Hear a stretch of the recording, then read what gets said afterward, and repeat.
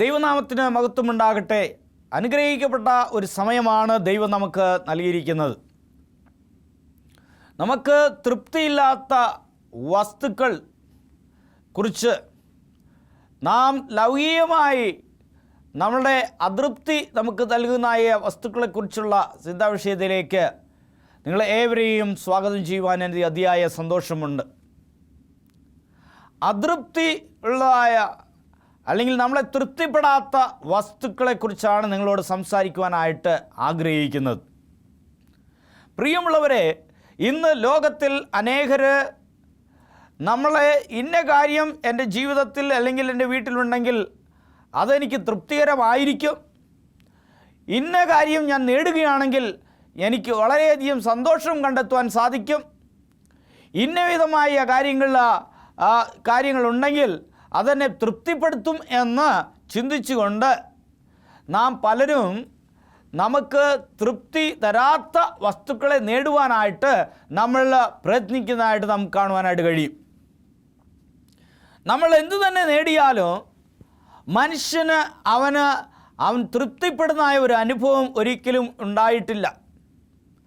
എന്നാൽ ഇന്ന കാര്യം എൻ്റെ വീട്ടിലുണ്ടെങ്കിൽ അത് മാത്രം മതി, ദേ നോക്കണേ, അത് എനിക്ക് വാങ്ങിച്ചു തരാനില്ല, ഞാൻ ചോദിക്കത്തില്ല, അത് മാത്രം എനിക്ക് വാങ്ങിച്ചു തരണമേ എന്ന് ഭാര്യ ഭർത്താവിനോട് ചോദിക്കുന്നതായിട്ട് നമുക്ക് കാണുവാനായിട്ട് കഴിയും. എന്നാൽ ഒരു വസ്തുക്കളും ഈ ലോകത്തിൽ നമ്മൾ ആഗ്രഹിക്കുന്ന പ്രകാരം, ആശിക്കുന്ന പ്രകാരം നമുക്ക് തൃപ്തി തരുന്നില്ല. അപ്പോൾ ഇവിടെ ഒരു അനുഭവം നിങ്ങളോട് പങ്കിടുവാനായിട്ട് ആഗ്രഹിക്കുന്നു. നമ്മുടെ രാഷ്ട്രപിതാവെന്നറിയപ്പെടുന്ന മഹാത്മാഗാന്ധിജി, അദ്ദേഹം ഒരിക്കൽ ട്രെയിനിൽ യാത്ര ചെയ്യുവാനായിട്ട് റെയിൽവേ സ്റ്റേഷനിൽ എത്തി. അദ്ദേഹം എത്തിയപ്പോൾ ആ ട്രെയിൻ വിടുവാനായിട്ട് അവിടെ ഒരുക്കത്തിൽ നിൽക്കുകയാണ്. അപ്പോൾ സിഗ്നലുകളെല്ലാം കാണിച്ചിങ്ങനെ ഇരിക്കുന്ന സമയത്ത് നമ്മുടെ രാഷ്ട്രപിതാവ് ഗാന്ധിജി അദ്ദേഹം ആ ട്രെയിനിൽ കയറുവാനായിട്ട് അദ്ദേഹം പരിശ്രമിക്കുമ്പോൾ താൻ ഇട്ടിരുന്നതായ പാദരക്ഷകളിൽ ഒന്ന് ആ കാലിൽ നിന്ന് ഊരിപ്പോയി. അദ്ദേഹം പെട്ടെന്ന് തന്നെ അദ്ദേഹം ചെയ്തത് എന്തെന്നാൽ തൻ്റെ കാലിൽ നിന്ന് ആ മറ്റേ കാലിലിരിക്കുന്ന പാദരക്ഷയും ഊരി അദ്ദേഹം ആ പാദരക്ഷയുടെ കൂടെ ആ സ്റ്റേഷനിലേക്ക് അല്ലെങ്കിൽ അവിടെ എറിഞ്ഞു. അപ്പോൾ അതിൽ ട്രെയിനിൽ യാത്ര ചെയ്യുന്ന ആളുകൾ ചോദിച്ചു, എന്താണ് ഇങ്ങനെ ചെയ്തത്?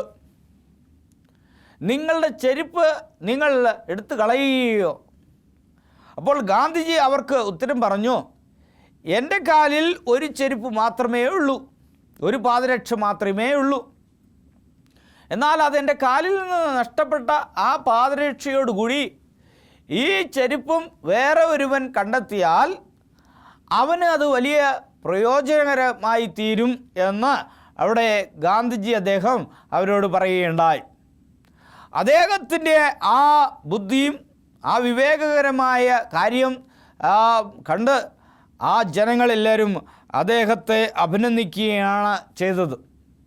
എന്നാൽ പലപ്പോഴും ഇപ്പോൾ പോലും നമ്മുടെ വീടുകളിൽ അല്ലെങ്കിൽ നമ്മുടെ ജീവിതത്തിൽ നമുക്കൊരു ചെരുപ്പ് നഷ്ടപ്പെട്ടാൽ മറ്റേ ചെരുപ്പും നമ്മൾ അവിടെ തന്നെ ഊരിക്കളയുവാനായിട്ട് പലരും നമ്മൾ പരിശ്രമിക്കുന്നില്ല. അതിന് പകരം ഒരു ചെരുപ്പായിരുന്നാലും ശരി, ആയിക്കൊള്ളട്ടെ, അത് ചുമന്നുകൊണ്ട് നിങ്ങൾ വീട്ടിലേക്ക് വരും. അങ്ങനെയാണ് പലരും ചെയ്യുന്നത്. എന്നാൽ ഗാന്ധിജി അദ്ദേഹം ചെയ്തത് അത് ഉത്തമമായ ഒരു കാര്യമാണ്. ലഭിക്കുന്നവന് അത് പ്രയോജനകരമായി തീരുമല്ലോ. എന്നാൽ അല്പം പോലും നമ്മുടെ ജീവിതത്തിലുള്ളതായ കാര്യങ്ങൾ മറ്റുള്ളവർക്ക് പങ്കുവെക്കുവാനായിട്ട് തയ്യാറാകാതെ, ഇനി അതുകൊണ്ട് ഒരു ഉപയോഗവും ഇല്ല എന്ന് വന്നാൽ പോലും അത് മറ്റുള്ളവർക്ക് പ്രയോജനകരമായി തീരുമെന്നത് ചിന്തിക്കാതെ അതിൽ നമ്മിൽ നിന്ന് അത് മറ്റുള്ളവരിലേക്ക് എത്തിക്കുവാനായിട്ട് പോലും തയ്യാറല്ലാത്ത രീതിയിലാണ് ഇന്ന് അതൃപ്തി അല്ലെങ്കിൽ തൃപ്തിപ്പെടാത്ത വസ്തുവകകൾ ഇന്ന് അനേക കാര്യങ്ങൾ സാമഗ്രികൾ നമ്മുടെ വീട്ടിൽ നമ്മൾ കൂട്ടിച്ചേർക്കുന്നത്. അത് എൻ്റെ വീട്ടിൽ നിന്ന് നശിച്ചു പോയാൽ ശരി, ഞാൻ ആർക്കും അത് ഞാൻ കൊടുക്കുകയില്ല എന്നുള്ള ചിന്തയാണ് പലപ്പോഴും ഉള്ളത് പ്രിയമുള്ളവരെ. നാം നോക്കുമ്പോൾ ഈ അതൃപ്തി അല്ലെങ്കിൽ അതൃപ്തി തരുന്ന അല്ലെങ്കിൽ നമ്മളെ തൃപ്തിപ്പെടാത്ത ഈ സാമഗ്രികൾ നമ്മൾ വാങ്ങിച്ചു കൂട്ടുവാനായിട്ട് ഒരുപാട് സമയം നാം ചിലവഴിക്കുന്നു, അല്ലെങ്കിൽ ഒരുപാട് പണം നമ്മൾ ചിലവഴിക്കുന്നു. അതിനുവേണ്ടി നമ്മൾ വളരെയധികം പ്രയാസപ്പെടുകയും ചെയ്യുന്നതായിട്ട് നമുക്ക് കാണുവാനായിട്ട് കഴിയും. ഇതിനോടനുബന്ധിച്ച് യെശയ്യാപ്രവചനം 55-ാം അധ്യായം 2-3 വാക്യങ്ങൾ എന്താണ് പറയുന്നതെന്ന് നമുക്ക് നോക്കാം. യെശയ്യാപ്രവചനം 55-ാം അധ്യായം 2-3 വാക്യങ്ങൾ എന്താണ് പറയുന്നതെന്ന് നമുക്ക് നോക്കാം. അപ്പമല്ലാത്തതിന് ദ്രവ്യവും തൃപ്തി വരാത്തതിന് നിങ്ങളുടെ പ്രയത്നഫലവും ചെലവിടുന്നത് എന്തിന്? എൻ്റെ വാക്ക് ശ്രദ്ധിച്ച് കേട്ട് നന്മ അനുഭവിപ്പീൻ എന്നാണ് വചനം ഇവിടെ പറയുന്നത്. എന്താണ്? അപ്പം അല്ലാത്തതിന് ദ്രവ്യവും തൃപ്തി വരാത്തതിന് നിങ്ങളുടെ പ്രയത്നഫലവും ചെലവിടുന്നത് എന്തിന്? അപ്പോൾ അപ്പമല്ലാത്ത കാര്യത്തിന്, നിങ്ങൾക്ക് അതൊരു ആഹാരമായി തീരാത്ത കാര്യത്തിന്, നിങ്ങൾക്ക് യാതൊരു വിധമായ പ്രയോജനവുമില്ലാത്തൊരു കാര്യത്തിന് നിങ്ങളുടെയായ പണം എന്തിന് നിങ്ങൾ ചിലവിടുന്നു? അതുപോലെ തന്നെ തൃപ്തി വരാത്തതിന് നിങ്ങളുടെ പ്രയത്നഫലം വെറുതെ എന്തിനാണ് അതിൻ്റെ ആ പ്രയത്നഫലം നിങ്ങൾ വൃഥാ നിങ്ങൾ ചിലവിടുന്നത് എന്ന് വചനം പറയുന്നതായിട്ട് നമുക്ക് കാണുവാനായിട്ട് കഴിയും. എൻ്റെ വാക്ക് ശ്രദ്ധിച്ച് കേട്ട് നന്മ അനുഭവിപ്പീൻ, പൃഷ്ഠഭോജനം കഴിച്ച് മോദിച്ചു കൊള്ളുവീൻ എന്നാണ് ഇവിടെ പറയുന്നത്. എൻ്റെ വാക്ക് കേട്ട് നിങ്ങൾ എന്ത് ചെയ്യണം? നന്മ അനുഭവിപ്പീൻ എന്ന് വചനം ഇവിടെ പറയുന്നു. നമ്മളെ തൃപ്തിപ്പെടാത്ത അല്ലെങ്കിൽ തൃപ്തി നമ്മളെ പെടുത്താത്ത കാര്യങ്ങൾ നേടുവാനായിട്ട് എന്തിനാണ് നിങ്ങളുടെയായ ആ ദ്രവ്യം അല്ലെങ്കിൽ നിങ്ങളുടെയായ ആ വരുമാനം നിങ്ങൾ അതിന് ചിലവിടുന്നതെന്ന് വളരെ നല്ലൊരു ചോദ്യമാണ്, അല്ലെങ്കിൽ വളരെ നല്ലൊരു വാക്യമാണ് നമുക്ക് ലഭിച്ചിരിക്കുന്നത്. യെശയ്യാപ്രവചനം 55-ാം അധ്യായം 2-3 വാക്യങ്ങളാണ് ഇവിടെ നമ്മൾ ധ്യാനിച്ചു കൊണ്ടിരിക്കുന്നത് പ്രിയമുള്ളവരെ. വേദപുസ്തകമുള്ളവരെടുത്ത് വായിക്കാമത്.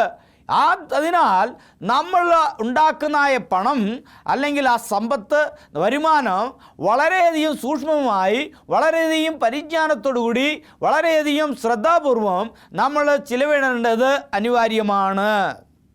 പലരും അവർ കഠിന പ്രയത്നം ചെയ്തിട്ട് അവർക്ക് കിട്ടുന്നതായ ആ പണം അവരെ തന്നെ നശിപ്പിക്കുന്നതായ കാര്യങ്ങളാണ് അവർ വാങ്ങിച്ച് ഉപയോഗിക്കുന്നത്.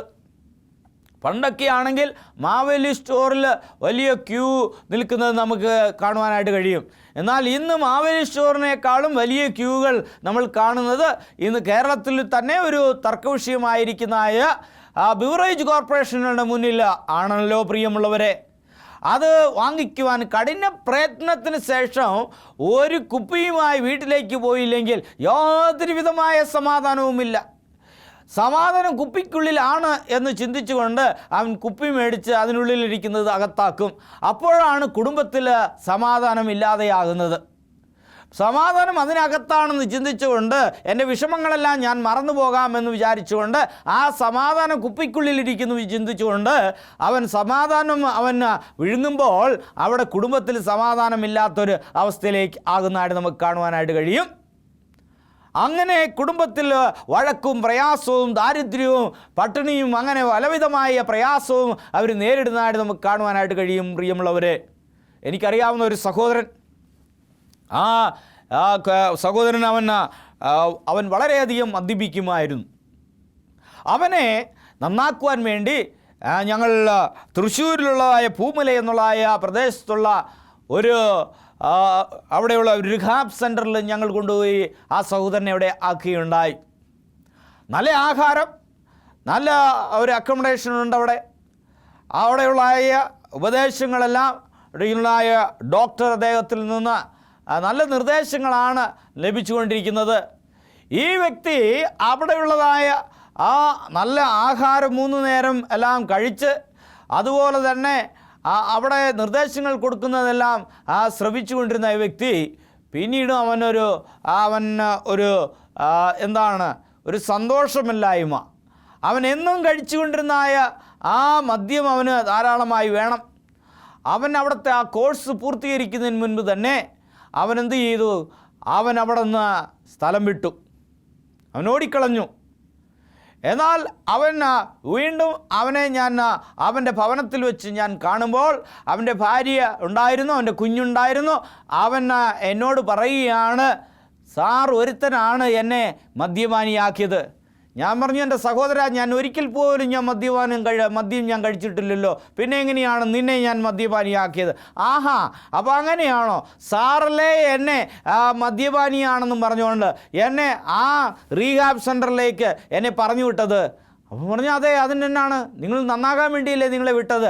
അല്ലല്ല, ഈ എല്ലാ ജനവും അറിഞ്ഞു ഞാൻ ഇന്ന സെൻറ്ററിലേക്ക് പോയിരിക്കുകയാണ്, എൻ്റെ മദ്യപാന ശീലം ഇല്ലാതാക്കുവാനായിട്ട് എന്നെ അവിടെ പറഞ്ഞു വിട്ടിരിക്കുകയാണെന്ന് എല്ലാവരും അറിഞ്ഞു. അതുകൊണ്ട് സാർ എന്നെ മുഴുക്കുടിയനാക്കിയിരിക്കുകയാണ്, ഇവർക്ക് ഒരു പ്രശ്നവുമില്ല, ഇപ്പം ഞാൻ ഫുൾ ടൈം ഞാൻ വെള്ളത്തിലാണെന്ന് പറഞ്ഞു. സഹോദര, നിനക്ക് നാശം സംഭവിക്കും, നീ നിൻ്റെ ഈ സ്വഭാവത്തിൽ നിന്ന് നീ പിന്തിരിയണമെന്ന് ഞാൻ ആ വ്യക്തിയോട് പറഞ്ഞിട്ട് പോലും അവൻ ശ്രമിച്ചില്ല. അവൻ പിന്നീട് കൂടുതലായി അവൻ മദ്യപിച്ച് ഏതാനും വർഷങ്ങൾ, അതായത് 1-2 വർഷങ്ങൾക്ക് മുന്നേ അവൻ മരിച്ചും പോയി. വളരെ നല്ല ചെറുപ്രായം, 30-32 വയസ്സ് മാത്രമേ പ്രായമുള്ള ആ ചെറുപ്പക്കാരന് അവൻ ദീർഘനാളുകളിൽ അവൻ ജീവിക്കേണ്ടായ ആ ഒരു മനുഷ്യൻ അവൻ്റെ ആ മദ്യപാന ശീലത്താൽ അവൻ മരിച്ചുപോയി. പ്രിയമുള്ളവരെ, നല്ലൊരു ചെറുപ്പക്കാരിയായ ഭാര്യ, നല്ലൊരു കുഞ്ഞ്, എന്നല്ല അതെല്ലാം അവന് പ്രശ്നമേ അല്ലായിരുന്നു. ദിവസവും മദ്യപിക്കണമെന്നുള്ള ഒരു ചിന്ത മാത്രമേ അവൻ്റെ ജീവിതത്തിലുള്ളായിരുന്നു. പ്രിയമുള്ളവരെ, നിന്നെ തൃപ്തിപ്പെടുത്താത്തതായ വസ്തു കാര്യങ്ങളിൽ അല്ലെങ്കിൽ കാര്യങ്ങൾ നേടുവാനായിട്ട് നിൻ്റേതായ ആ പ്രയത്നഫലം എന്തിനാണ് നീ ചിലവാക്കുന്നത് എന്ന് കർത്താവായ ദൈവം ഇവിടെ ഒരു ചോദ്യം ചോദിക്കുന്നതായിട്ട് നാം കാണുന്നു. ഇത് മദ്യത്തിൻ്റെ പേരിൽ മാത്രമല്ല, എന്നാൽ നിങ്ങളുടെ ജീവിതത്തിൽ നിങ്ങൾ കാട്ടിക്കൂട്ടുന്നതായ മറ്റു പലവിധമായ കാര്യങ്ങളിലും ഈ ചോദ്യം വളരെയധികം പ്രസക്തിയുള്ള ഒരു ചോദ്യമാണ്. പ്രിയമുള്ളവരെ, നിങ്ങളുടെ പ്രയത്നഫലവും ചിലവിടുന്നത് എന്തിന്? എൻ്റെ വാക്ക് ശ്രദ്ധിച്ച് കേട്ട് നന്മ അനുഭവിപ്പീൻ എന്നാണ് പറയുന്നത്.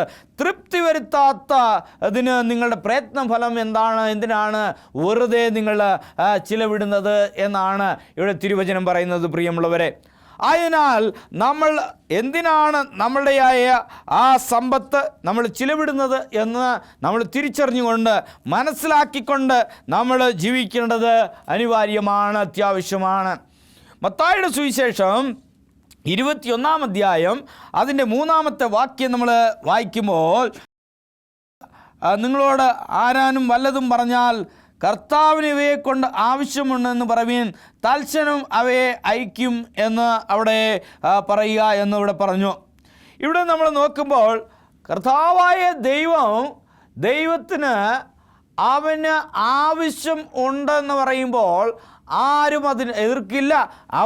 അത് നിങ്ങൾക്ക് തരും എന്ന് ഇവിടെ പറയുകയും ചെയ്തു. 3-ാമത്തെ വായിക്കുമ്പോൾ, നിങ്ങളോട് ആരാനും വല്ലതും പറഞ്ഞാൽ കർത്താവിന് ഇവയെ കൊണ്ട് ആവശ്യമുണ്ട്. പ്രിയമുള്ളവരെ, നിങ്ങളെ തൃപ്തിപ്പെടുത്താത്തതായ കാര്യങ്ങൾ, വസ്തുവകകൾ കൊണ്ട് നിങ്ങൾ ഈ ജീവിതത്തിൽ ആ കാര്യങ്ങൾ നിങ്ങൾ കഷ്ടപ്പെട്ടുണ്ടാക്കുന്ന വരുമാനം കൊണ്ട് നിങ്ങളെ തന്നെ നശിപ്പിച്ച് കളയണമെന്നല്ല ദൈവത്തിന് പ്രിയമുള്ളത്. നിങ്ങളെക്കൊണ്ടൊരു ആവശ്യമുണ്ട് പ്രിയമുള്ളവരെ, നിങ്ങളെക്കൊണ്ടൊരു ഉദ്ദേശമുണ്ട് പ്രിയമുള്ളവരെ, നിങ്ങളെക്കൊണ്ട് ദൈവത്തിനൊരു പദ്ധതി നടപ്പാക്കാനുണ്ട്. ആ ഒരു പദ്ധതി അതിനുവേണ്ടി ഒരു പങ്കാളികളായി തീർന്ന് അവൻ്റെയായ ആ സുവിശേഷ വേളയിൽ ദൈവരാജ്യം എത്രയും വേഗം അത് വരുവാനുള്ള ആ വലിയൊരു വേല ചെയ്തു തീർക്കുവാനായിട്ട് നിന്നെ കൊണ്ട് ആവശ്യമുണ്ട്. ഇവിടെ വചനം അതുതന്നെയാണ് പറയുന്നത്. നിങ്ങൾക്ക് അവിടെ അത് പറയുന്നത്, നിങ്ങളോട് ആരാനും വല്ലതും പറഞ്ഞാൽ കർത്താവിന് ഇവയെ കൊണ്ട് ആവശ്യമുണ്ടെന്ന് പറവീൻ, തൽക്ഷണം അവൻ അവയെ അയക്കുമെന്ന് പറഞ്ഞു. കർത്താവിന് അവന് എന്ന് ജീവിക്കുന്ന എല്ലാ വ്യക്തികളും അവർ നശിച്ചു പോകാതെ അവൻ്റെയായ സേവനത്തിന് ആവശ്യമുണ്ട് എന്നുള്ള ഒരു തിരിച്ചറിവ് തിരിച്ചറിവുണ്ടാകണം. പ്രിയമുള്ളവരെ, നമ്മളെ അതൃപ്തിയായി അല്ലെങ്കിൽ നമ്മളെ തൃപ്തിപ്പെടുത്താത്തതായ അതൃപ്തിയുള്ളതാക്കുന്നതായ വസ്തുവകൾ അല്ലെങ്കിൽ ആ സാധനങ്ങൾ വാങ്ങിച്ചു കൂട്ടുവാനായിട്ട് നമ്മളുടെയായ പ്രയത്നഫലവും നമ്മളുടെയായ ദ്രവ്യവും എന്തിന് നമ്മൾ ചിലവാക്കണം? എന്നാൽ ദൈവത്തിന് നിന്നെ കൊണ്ടൊരു ആവശ്യമുണ്ട്, ഒരു ഉദ്ദേശമുണ്ട്, ഒരു പദ്ധതിയുണ്ട്. ആ പദ്ധതിയിലേക്ക് പ്രവേശിക്കുവാനായിട്ട് ദൈവം ഇന്ന് നിനക്കൊരു വലിയ ആഹ്വാനം ദൈവം നൽകുകയാണ്. ഒരു വലിയൊരു വിളി നിനക്ക് നൽകുകയാണ്. പ്രിയമുള്ളവരെ, നമ്മൾ ഒരുപാട് കാര്യങ്ങൾ ഈ തരത്തിൽ തന്നെയാണ് നമ്മൾ ചിന്തിക്കുന്നതും പ്രവർത്തിക്കുന്നതും. ഇന്ന് അനേകർ അവരുടെ ജീവിതത്തിൽ മുന്നേറാത്തതായ അനുഭവം ഈ രീതി ഇങ്ങനെയുള്ളതായ കാര്യങ്ങളിൽ നമ്മൾ ശ്രദ്ധ വെച്ചുകൊണ്ട് നമ്മൾ ചെയ്യാത്തതിൻ്റെ പേരിൽ തന്നെയാണ്. കഠിന പ്രയത്നം നമ്മൾ ചെയ്യുന്നു, എന്നാൽ അന്നിരുന്ന ആ പഴയ അവസ്ഥയിൽ തന്നെയാണ് ഇന്നും ഒരു മുന്നേറ്റവുമില്ലാതെ പല കുടുംബങ്ങളും ഇന്ന് കഴിയുന്നത്. പ്രിയമുള്ളവരെ, എന്തുകൊണ്ടാണ്? വിവേകത്തോടു കൂടി ദൈവത്തിൻ്റെ ഉപദേശത്തിന് പ്രകാരം നമ്മുടെ ജീവിതത്തെ നയിക്കാത്തത് കൊണ്ട് നമുക്കൊരു മുന്നേറ്റവുമില്ലാത്തതായ ഒരവസ്ഥയാണ് നാം കാണുന്നത്. 1 കൊരിന്ത്യർ 15-ാം അധ്യായം 32, 33, 34 വാക്യങ്ങളിൽ എന്താണ് പറയുന്നതെന്ന് നമുക്ക് നോക്കാം. 15-ാം അധ്യായം അതിൻ്റെ 30-ാമത്തെ വാക്യം എന്താണ് പറയുന്നത്? ഞങ്ങളും നാഴികതോറും പ്രാണഭയത്തിലാകുന്നു. എന്തിന്? സഹോദരന്മാരെ, നമ്മുടെ കർത്താവായ ക്രിസ്തു യേശുവിൽ എനിക്ക് നിങ്ങളിലുള്ള പ്രശംസയാണ് ഞാൻ ദിവസേന മരിക്കുന്നത്. ഇവിടെ പറയുന്നത് ഞങ്ങളും നാഴികതോറും പ്രാണഭയത്തിലാകുന്നത് എന്തിന്? ഇവിടെ എന്താണ് പ്രാണഭയത്തിൽ? എന്താണ്? ജീവൻ എന്തെങ്കിലും സംഭവിക്കുമോ എന്ന് ഉള്ള ഒരു ചിന്തയിൽ അനേകരിന്ന് ജീവിക്കുന്നതായിട്ട് നമുക്ക് സാധിക്കും. ഒരു ദൈവീയ വിശ്വാസമില്ലാതെയാണ് വളരെയധികം ജീവനെ ഭയന്ന് ജീവിക്കുന്നതായ ഒരു അനുഭവമാണ് ഇവിടെ കാണുന്നത്. നിങ്ങൾ എന്താണ് ഇവിടെ പറയുമ്പോൾ 32, 33 വാക്യങ്ങളിൽ ഞാൻ എഫെസസിൽ വെച്ച് മൃഗയുദ്ധം ചെയ്തത് വെറും മനുഷ്യം എന്ന് വരികിൽ എനിക്ക് എന്ത് പ്രയോജനം? മരിച്ചവർ ഉയർക്കുന്നില്ലെങ്കിൽ നാം തിന്നുക കുടിക്കുക നാളെ ചാകുമല്ലോ. വഞ്ചിക്കപ്പെടരുത്. മനുഷ്യൻ ജീവിക്കുന്നത് ഏതാണ്ട് ഈ അവസ്ഥയിലാണ്. നമുക്ക് തിന്നാം, നമുക്ക് കുടിക്കാം, നമുക്ക് ജീവിക്കാം, നാളെ ചാകാം എന്ന അവസ്ഥയിലാണ് മനുഷ്യൻ ജീവിക്കുന്നത്. പ്രിയമുള്ളവരെ, അപ്പോൾ എന്താണ് അങ്ങനെയുള്ള ഒരു രീതിയിൽ നമ്മൾ ജീവിക്കാതെ ദുർഭാഷണത്താൽ ഇവിടെ സദാചാരം കെട്ടുപോകുന്നു. നീതിക്ക് നിർമ്മാർജ്ജരായി ഉണരുവീൻ, പാപം ചെയ്യാതിരിപ്പീൻ എന്നാണ് ഇവിടെ പറയുന്നത്. നമ്മളെന്താണ്? പാപം ചെയ്യാതെ നമ്മൾ നീതിക്ക് നിർമ്മാർജ്ജരായി ഉണരുവീൻ എന്നുള്ള ഒരു ആഹ്വാനമാണ് ഇവിടെ നമുക്ക് ദൈവം നൽകുന്നത്.